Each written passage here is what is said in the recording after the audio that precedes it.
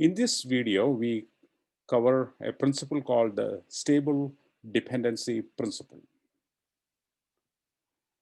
When we write object-oriented programs, obviously we will use interfaces and classes in our programs. The fundamental difference between classes and interfaces is that interfaces are abstract. There is absolutely no implementation, and classes are concrete. There is implementation for every method. So in some sense, interfaces cannot really cause any real issues in your programs because you are not depending on any implementation there. So there cannot be any bugs that you will be affected by. You will not be affected by any changes that are made to any implementation because there is none. Whereas if you are depending upon a class, you are in some sense at the mercy of the implementation of that class. If the class changes its implementation, you will be affected, your code will be affected to some extent. So we are talking about dependencies between or among classes, and the general idea is that you are better off depending on stable things. Abstractions are more stable, and we should be depending upon abstractions that are interfaces as opposed to implementations which are classes. Let's look at an example of dependency. Here we have a line of code that declares my list1 of type linked list, which is in java.util. That's what I'm using here. On the right-hand side, I'm instantiating linked list. And I can have my program use my list1 to do whatever, like storing stuff, traversing the list, so on and so forth. So obviously, if I put this in my code, I will have my code dependent on the linked list implementation. And the code is going to be somewhat inflexible because I am dependent on the methods that linked list supports. If I code instead like this, list my list2 equals new linked list, look at the declared type of my list2. It is of type list, which means Java compiler will only let me access the methods of list as opposed to the methods of linked list. So I am depending on my abstraction, which is list, as opposed to an implementation that is linked list. Sure, if I'm putting new linked list on the right-hand side, the actual code that I execute would be using the code in linked list for sure. But I can change my right-hand side any day, anytime to say array list or some other class that implements list, and I will no longer be dependent on linked list. I'm always making my code dependent on the abstraction and using the implementation that I choose, that I find appropriate, etc. So what we saw was the question of depending on an abstraction like an interface or even an abstract class, which is better than a concrete class in terms of your flexibility. instead of depending upon a class. So our discussion was phrased in terms of classes and interfaces. Martin has extended this idea of dependencies to talk about packages. If you think about dependency, what we call stable dependency, we would like to have a module be dependent on things that are more stable than itself. Otherwise, your code is going to be only as stable as the other one. So what Martin says is we should examine the dependencies among packages. We should ensure that a package is dependent only on more packages that are more stable than itself. So we should have a way of computing the stability of packages. So Martin has an idea which we will demonstrate in this video. Let's skip this slide and look at this.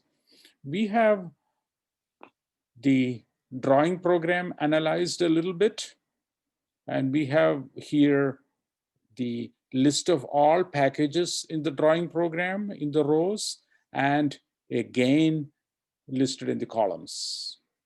And we have a lot of numbers, as you can see here. What are these numbers? All right, let's take a row here, controller.commands. That is a package.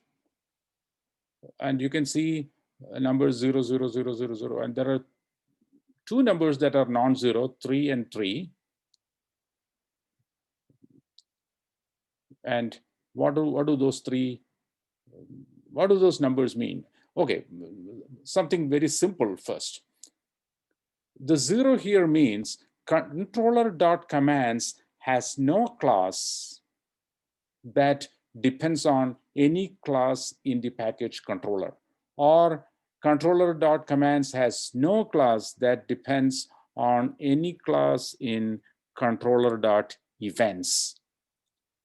You can make the same interpretation for all these. On the other hand, there are three classes in controller.commands that refers to a class in the model package. There are three classes in controller.commands that refers to classes in model.shapes. You can make similar interpretations for all these numbers. Then we add up all these numbers in a row and we put the sum here. So here 1 plus 1 is 2.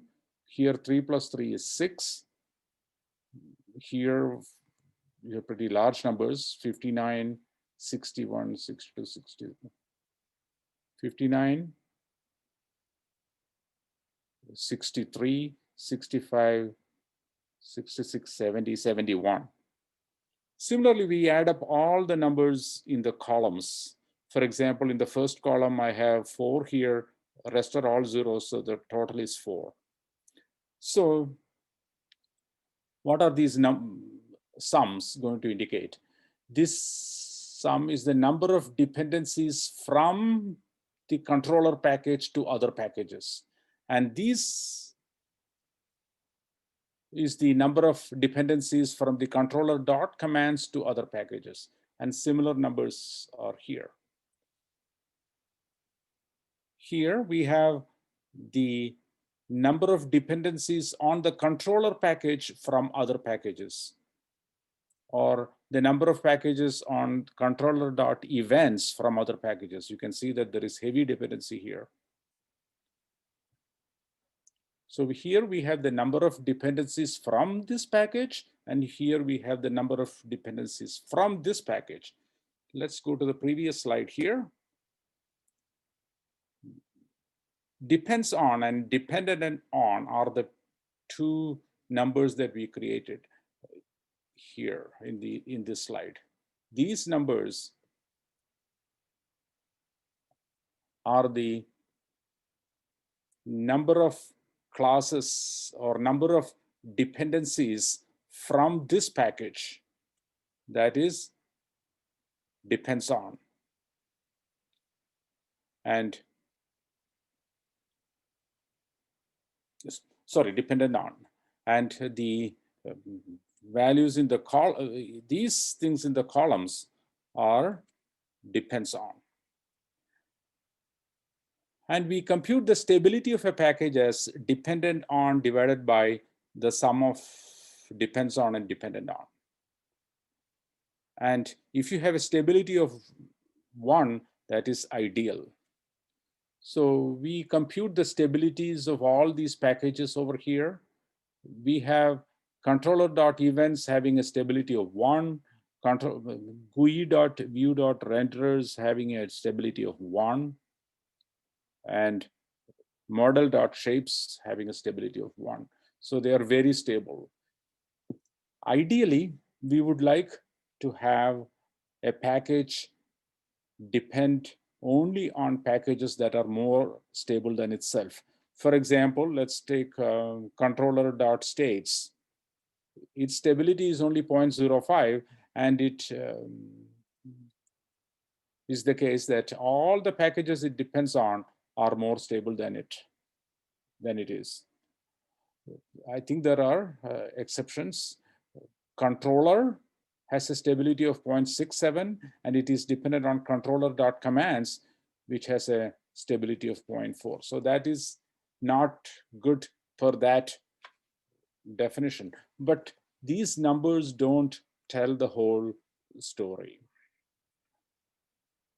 They also don't reveal certain other aspects. For example, controller.states, which contains things like the polygon drawing state, line drawing state, the context, all that stuff. It is dependent upon GUI.view.views. And this number in itself is not the issue. The issue is that all these packages, GUI, that starts with GUI, they are very unstable because we know that we will be switching over to a different technology when that technology arrives sometime in the future. So it is not a good idea for controller.states to be dependent upon GUI.view.views. So this aspect of the design should be reconsidered. We should refactor that particular part of the drawing program. So it is not just the numbers that matter, and the numbers are important only up to a certain extent.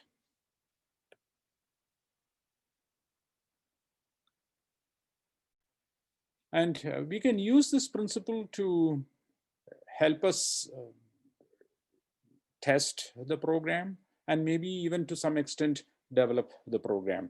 You want to test your most stable packages first, because you know that they are unlikely to change, and then test the ones that are dependent on those stable packages, and then work backwards.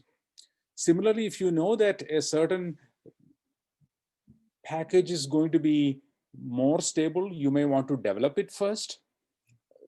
From experience, you can probably tell. For example, when you code an FSM, when you implement an FSM in the future, you might know that the events are going to be not dependent on other things. So you might want to do that development first.